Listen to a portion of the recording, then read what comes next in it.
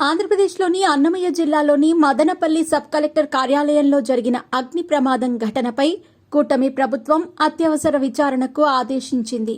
Madanapalle sub collector కార్యాలయంలో ఆదివారం రాత్రి జరిగిన అగ్ని ప్రమాదంలో కీలక ఫైల్స్ దగ్ధమయ్యాయని సమాచారం.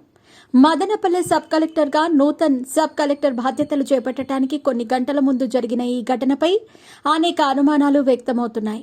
ఆంధ్రప్రదేశ్ ముఖ్యమంత్రి నారా చంద్రబాబు నాయుడు సైతం మదనపల్లె సబ్ కలెక్టర్ కార్యాలయంలో జరిగిన అగ్ని ప్రమాదంపై చాలా సీరియస్ అయ్యారు. అసలు సబ్ కలెక్టర్ కార్యాలయంలో నిజంగా అగ్ని ప్రమాదం జరిగిందా, కుట్రపూరితంగా కావాలనే కార్యాలయానికి నిప్పంటించారా అనే అంశంలో విచారణకు ఆంధ్రప్రదేశ్ ముఖ్యమంత్రి నారా చంద్రబాబు నాయుడు ఆదేశాలు జారీ చేశారు. మదనపల్లి సబ్ కలెక్టర్ కార్యాలయంలో జరిగిన అగ్ని ప్రమాదం ఘటనను కూటమి ప్రభుత్వం చాలా సీరియస్ గా తీసుకుంది. ఉద్దేశపూర్వకంగా ప్రభుత్వ భూములకు సంబంధించి కీలక ఫైల్స్ దగ్ధం చేశారనే ఆరోపణలపై సీఎం చంద్రబాబు నాయుడు తీవ్రంగా స్పందించారు. వెంటనే ఘటనా స్థలానికి హెలికాప్టర్లో వెళ్లాలని డీజీపీని ఆదేశించారు. అంటే మదనపల్లె సబ్ కలెక్టర్ కార్యాలయంలో ఎలాంటి పత్రాలున్నాయో అర్థం చేసుకోవచ్చు.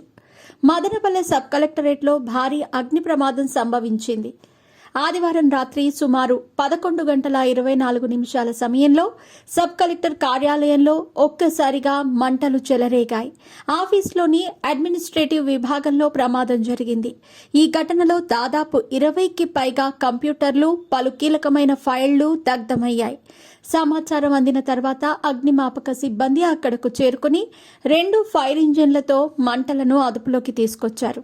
అయితే విద్యుత్ షార్ట్ సర్క్యూట్ కారణంగానే ప్రమాదం జరిగినట్టు అధికారులు అంచనా వేస్తున్నారు.